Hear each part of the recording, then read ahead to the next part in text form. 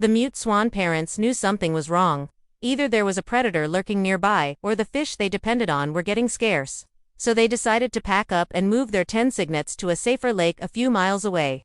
But first, they had to cross a multi-lane road, which normally wasn't too hard. The problem was that today was a workday and the traffic was constant. After paddling around in circles, the poor family was exhausted and getting increasingly stressed out. The male swan took one look at the busy road and knew they were make it across at this pace. So he let out a loud trumpeting call to get his mate's attention.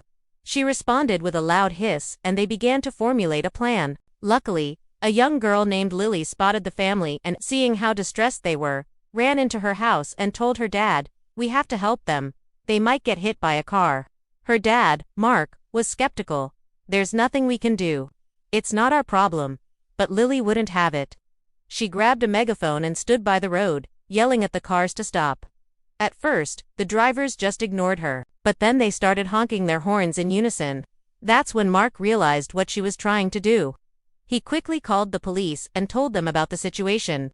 Soon enough, a squad car pulled up and the officer on duty, a kind woman named Harper, got out and joined Lily. Together, they managed to stop traffic long enough for the swans to start moving. But the family was so scared. They huddled together in a tight ball.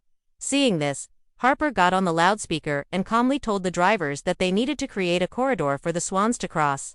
Slowly but surely, everyone inched forward until they created a narrow path for the swans to follow. Then, just as they were about to make it to the other side, one of the cygnets got separated from the group and fell behind. Seeing this, Lily started freaking out, but Harper quickly calmed her down and said, "Don't worry, Lily, we'll get him." And she was right. The entire community worked together to herd the lost cygnet towards his family. Finally, after what felt like hours, the entire swan family was safe on the other side of the lake. Everyone cheered, knowing they had done something truly special. Mark ruffled Lily's hair and said, "You were right, honey. We couldn't have done it without you." Then, as if to say thank you, the entire swan family paddled in a circle around the island before disappearing into the sunset. This heartwarming story reminds us that even the smallest of us can make a big difference.